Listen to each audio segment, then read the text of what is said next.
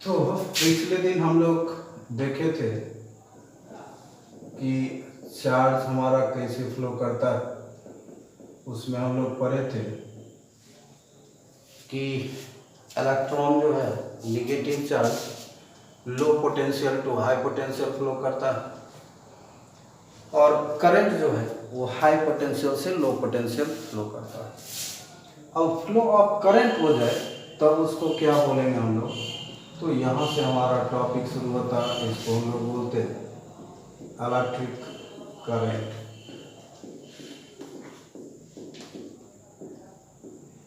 The rate of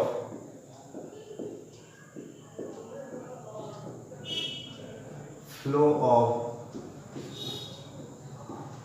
charge through any cross section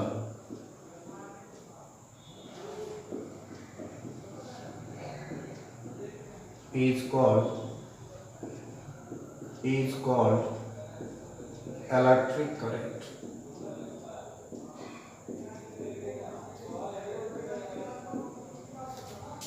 इसमें लिखा हुआ है, बहुत सिंपल सा बात, हमको ये लाइन याद रखना हमारे लिए बहुत ज़रूरी है और ये लाइन याद रहे तो खुद ब खुद डिफिनीशन याद हो जाता है।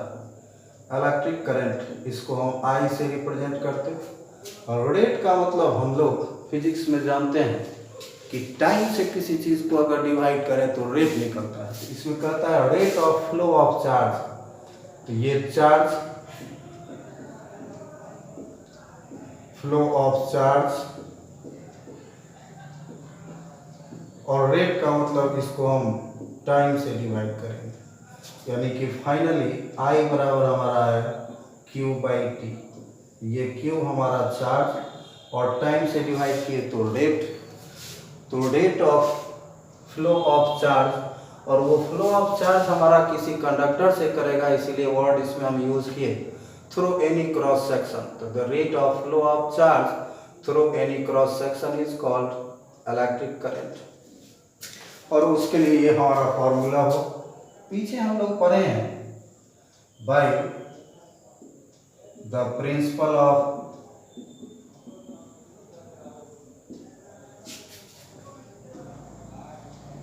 Quantization of charge. हम लोग पढ़े हैं Q is equal to N into e. Q is equal to N into E। Therefore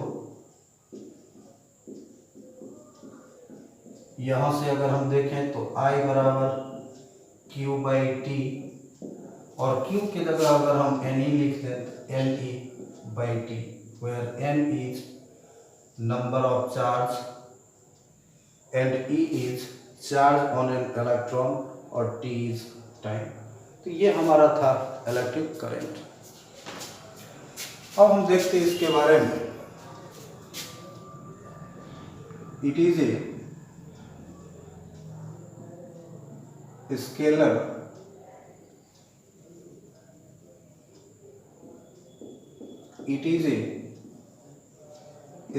quantity.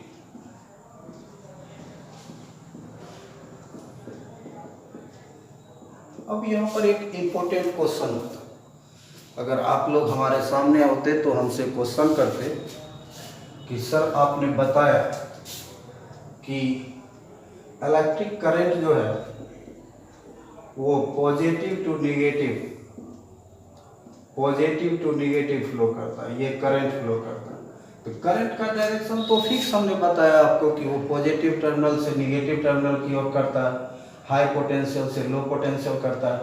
और जब डायरेक्शन फिक्स हो तब तो ये वेक्टर क्वांटिटी होना चाहिए, तो इस बेसिस पर ये वेक्टर होना चाहिए, लेकिन ये वेक्टर नहीं है। क्यों नहीं है? अब यही जैसे हम देखें कि अगर इस पोटेंशियल को ही हम चेंज कर दें, ये लो कर दिए, इसको हम हाई कर दिए, अब हमारा ये चार्ज का फ्लो, करंट का फ्लो हमारा ये हो जाएगा। और जस्ट यहाँ पर हम देख रहे हैं कि इस जगह करंट का डायरेक्शन ये और यहाँ पर करंट का डायरेक्शन ये, यानी कि change in direction of current हो गया। That's why electric current is a scalar quantity। अब देखते magnitude of current.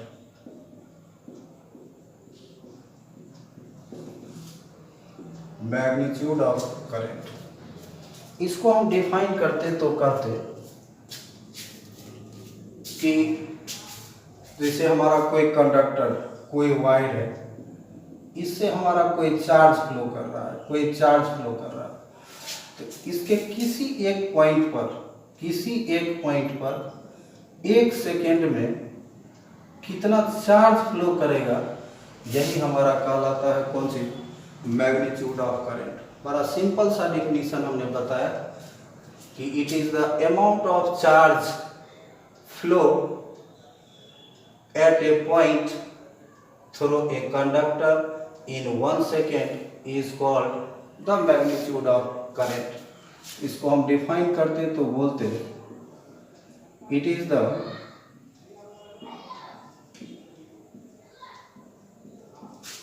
amount of charge flow at a point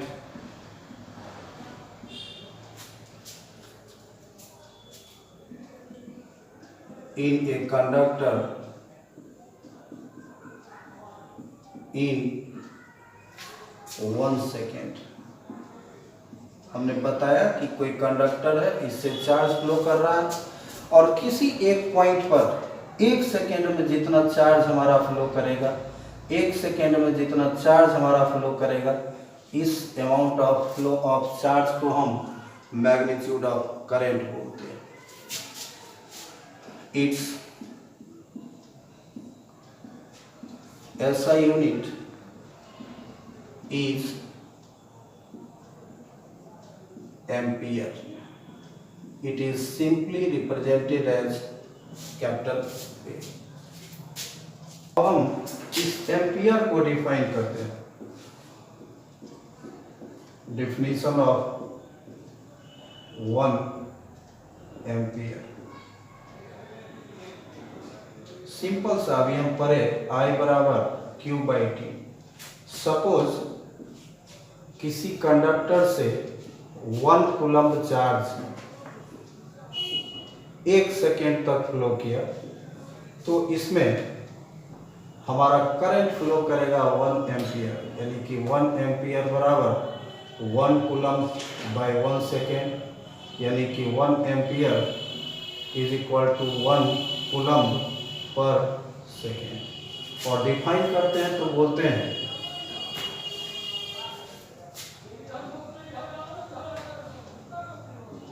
1 ampere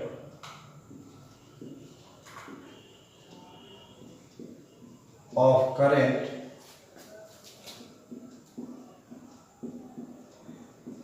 is said to flow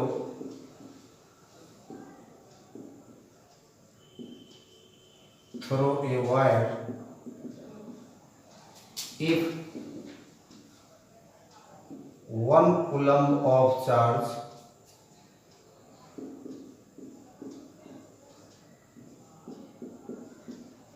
flows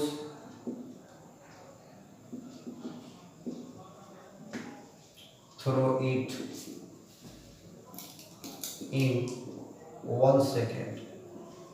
हम simply ये याद रखेंगे और ये याद रखेंगे कि किसी भी कंडक्टर से अगर 1 कूलम्ब चार्ज 1 सेकेंड तक फ्लो करे, तो उस कंडक्टर में करंट जो हमारा है वो फ्लो करेगा 1 एम्पियर। तो 1 ampere of current is said to flow through a wire if 1 coulomb of charge flows through it in 1 second। अब हम देखते हैं इलेक्ट्रिक करंट हमारा 2 तरह का, एक डायरेक्ट करंट जिसको हम लोग DC के नाम से जानते हैं, और एक अल्टरनेटिव करंट जिसको हम AC के नाम से जानते हैं। तो DC डायरेक्ट करंट का मतलब कि जब करंट का मैग्नीट्यूड और डायरेक्शन बिल्कुल भी ना बदले, बिल्कुल भी वेरी ना करे, इस करंट को हम डायरेक्ट करंट बोलते हैं। हमने लिखा, जैसे अगर हम टाइम और करंट का अगर ग्राफ हम ड्रॉ करते हैं, ये लाइन कोई फिक्स वैल्यू होगा, जो फिक्स वैल्यू है ये, और टाइम जैसे जैसे बढ़ रहा है तो उस करंट का वैल्यू सेम है, डायरेक्शन भी सेम है। तो जब मैग्नीट्यूड और डायरेक्शन करंट का टाइम के अनुसार ना बदले, इस करंट को हम डायरेक्ट करंट बोलते हैं। और इसका ये 3 सोर्स हमारा होता है।